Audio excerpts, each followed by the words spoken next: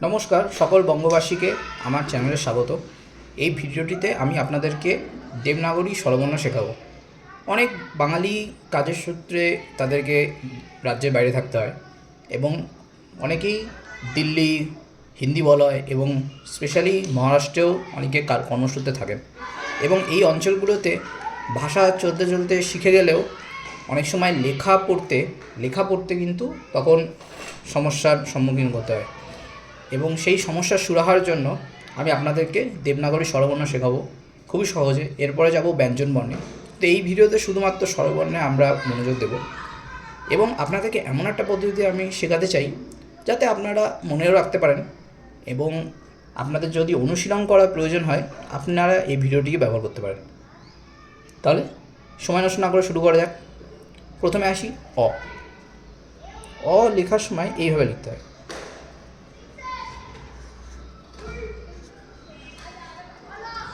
দেখলেন অ। এবং এটা যদি আমি দেখি যে কীভাবে আমরা লিখবো, আমরা এখান থেকে শুরু করব, এইভাবে যাব, এইভাবে যাব, এবার এইভাবে যাব, তারপরে 4 5 মাত্রা অ। এটা হলো আমাদের বাংলার অ।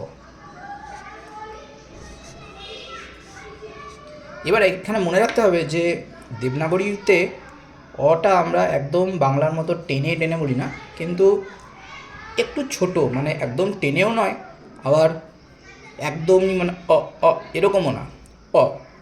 ঠিক আছে, এরপরে আসি আ। আ খুবই সহজ, অয়ের সঙ্গে একটা আকার যোগ করে দিতে হবে, মাত্রা আ। ঠিক আছে,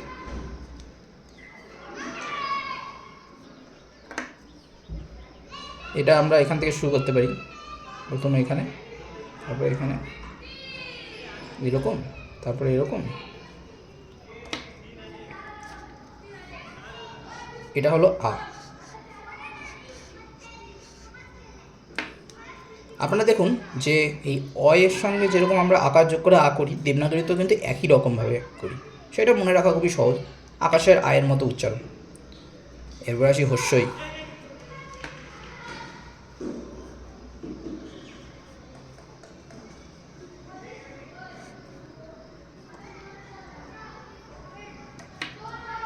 হস্যই বাংলাতে আমরা এরকম লিখি।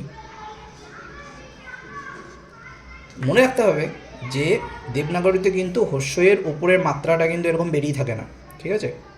এটা সম্পূর্ণ এরকম এরকম করে হস্যই। এরপরে আসি দীর্ঘই।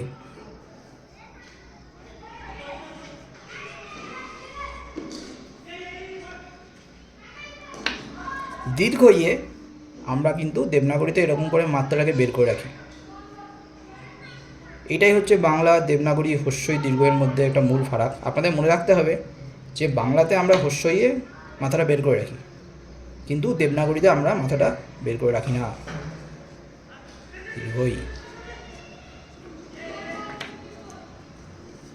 এরপর হচ্ছে হস্যু।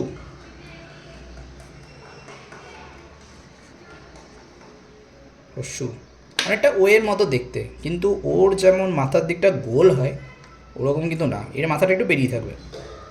এটা হচ্ছে হস্যু। উ কীভাবে লিখি আমরা? এইভাবে দেখুন, এইভাবে আমরা মানে আমরা লিখবো, এরকম ফ্লোতে আমরা যাবো, ঠিক আছে? লাস্টে মাত্রাতে দেবো, নাহলে শুরুতে মাত্রা দিতে পারেন, দিয়ে তারপরে উ কন্টিনিউ করতে পারেন। তারপর হচ্ছে হস্যু হলো। এরপর যে দীর্ঘ উ।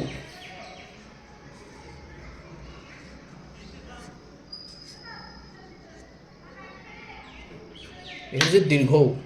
দীর্ঘ কীরকম? এরকম। তো দীর্ঘ কি আমরা বাঙালিরা যখন দীর্ঘ লিখি, আমরা হস্যুর এখানে এরকম একটা এক্সট্রা বাড়তি এরকম দাগ বের করে রাখি। এরা সেখানটাতে উটাকে ডান দিকে ওরা দেখে, এটা আপনাকে একটু মনে রাখতে হবে, এটা একটু মানে প্র্যাকটিসের বিষয় আছে। এবার আসি রি। রি রি কীরকমভাবে লিখব? রি আমরা এরকমভাবে লিখব, এই দেখুন, সোজা এরকম,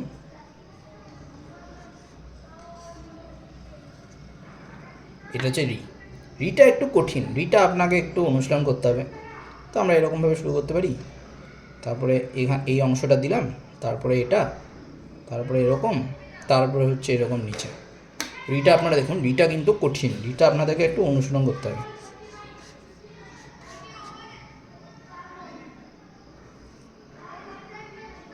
রি। এরপর আমাদের বাংলা স্বরবর্ণেতে লি ছিল। এবার লিটা এখানেও দেবনাগরীতে রয়েছে, কিন্তু তেমন ব্যবহৃত হয় না, ওই জন্য আমি শেখাচ্ছি না। আমি আপনাদের এটাই লক্ষ্য থাকবে যে আপনাদের যেটা সচরাচর ব্যবহার করা হয় সেরকমই আপনাদের যাতে শেখানো হয়। এরপর আমরা আসি এতে। দেখুন, এটা হচ্ছে হচ্ছে এরকম করে লেখে, এরকম করে প্রথমে হচ্ছে এই অংশটা আপনি আঁকলেন, তারপর একটা মাত্রা দিলেন, তারপরে এরকম এরকম এরকম, এটা হচ্ছে তারপর আসি ওই।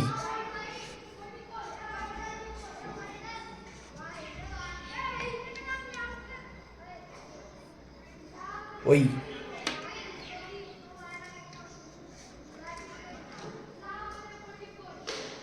ওই দেখুন, এখানে কিন্তু বাংলা আর দেবনাগরীর মধ্যে কিন্তু একটা সিমিলারিটি পাওয়া গেছে। দেখুন, হস্যই আর দীর্ঘইয়ের সময় দুটোতেই মাত্রা এবং বদ্যি বেরিয়ে থাকে, কিন্তু যখন এ আর ওই হয় তখন কিন্তু মানে শুধু ওই এর মাথাটা বেরিয়ে থাকে। এবং দেখুন, আমাদের মানে বাংলা স্বরবর্ণতেও এর উপরে কিন্তু মাত্রা বেরিয়ে থাকে না, এবং ওই বেরিয়ে থাকে। এরপর আসি ও।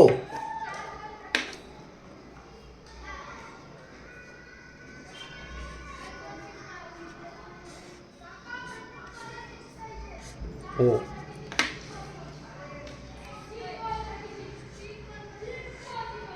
ও এটা কিন্তু একটু অন্যরকম, আমাদের দেবনাগরীর সঙ্গে এখানে কোনো সমন্বয় নেই। এটা হচ্ছে ও। এই দেখুন, তারপর আসছি ও।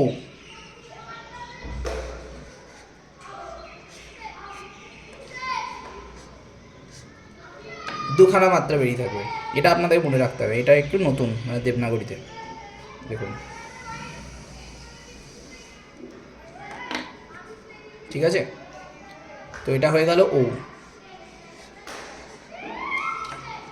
এবার দুটো এমন এমন অক্ষর রয়েছে যেটা আপনাদেরকে শেখাতে চাই, যেটা আমাদের বাংলাতে অতটা নেই। একটা হচ্ছে অ, এটা হচ্ছে আমাদের অর্ক, অজয়, এরকম এটা হচ্ছে এই ওপরে এই দাগটা, এটা একটু নতুন রকমের, এটা কিন্তু আমাদের বাংলাতে আমরা ব্যবহার করি না। আমরা বাংলাতে দুটোই হচ্ছে দিয়ে চালিয়ে দিই। এটা হচ্ছে অর্কর অজয়, অর্ক, অনন্ত, রাইট, এটাও এক রকমের তারপরে আরেকটা আসে, এটা হচ্ছে এরকম,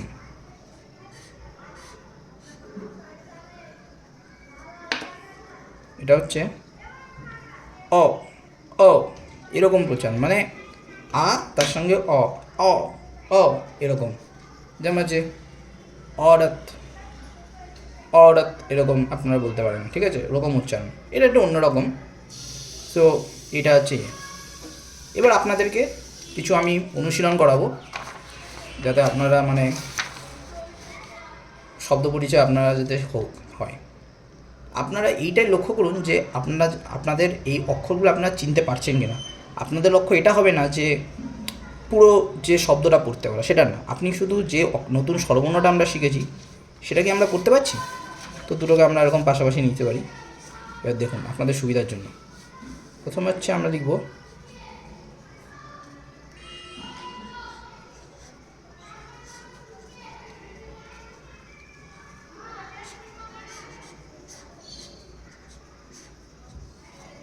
এটা হচ্ছে অমন অমন, ঠিক আছে, অমন। অটাকে আপনি পড়ার চেষ্টা করুন, ম আর ন এটা এখন ভাবার দরকার নেই। আপনার শব্দের মধ্যে স্বরবর্ণটা চিনতে পারছেন না সেটা আপনি দেখুন, এই দেখুন আমরা মিশে গেল। তারপর হচ্ছে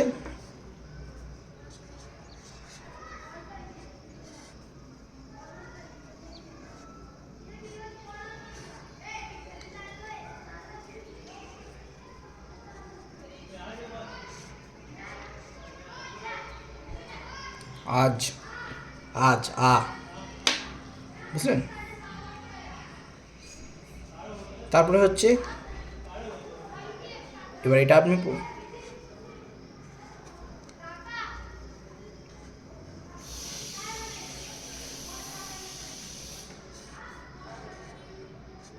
ইডলি পুরোটা পড়ার দরকার নেই, আপনি শুধু এটা হস্যই কিনা বুঝতে পারছেন কিনা আপনার এটা বক্তব্য, আমি এটাই আমি শেখাতে চাইছি। তারপর হচ্ছে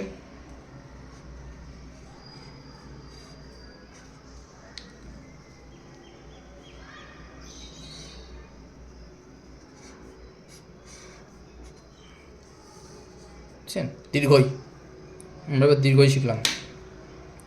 এবার যে হস্যু,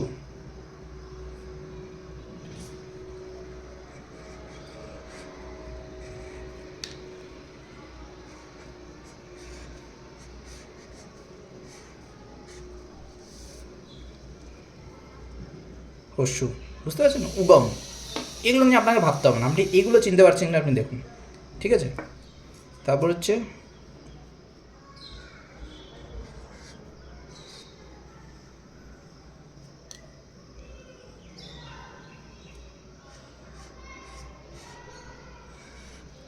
উস, দীর্ঘ, চিনতে পারছেন তো? এরকমভাবে আপনাকে আমি শেখাতে চাইছি। এরপরে হবে হচ্ছে রি,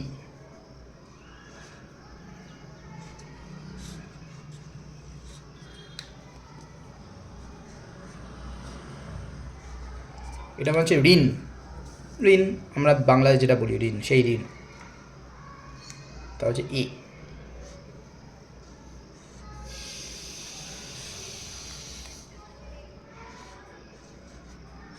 এক, আমরা বাংলায় যেটাকে বলি এক, সেটাই হচ্ছে মানে দেবনাগরীতে এক। এখানে দেবনাগরীতে উচ্চারণে কিন্তু এরা এ করে উচ্চারণ করে। এরপরে আসি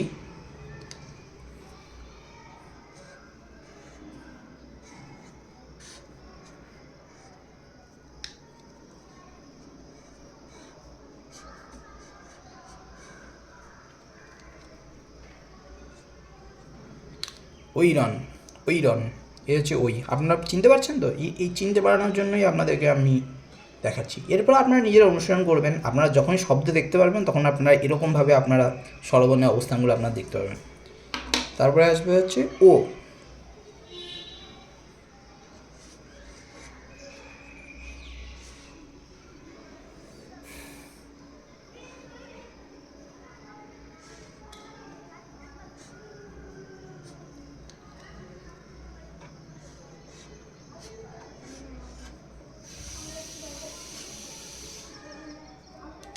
ওড়ায়, ওড়ায়, ও, দেখেছেন ও, আপনারা এটা চেনার চেষ্টা করুন।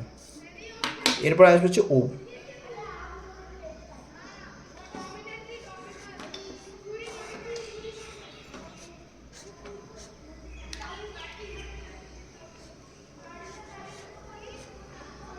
ঔরস, বাংলা আমরা যে ঔরস শব্দ বলেছিলাম, এটা নিয়ে ভাবতে হবে না, আপনারা এটা চিনতে পারেন।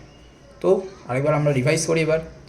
অ, আ, হস্যই দীর্ঘই, হস্য দীর্ঘ, রি, এ, ওই, ও, ও।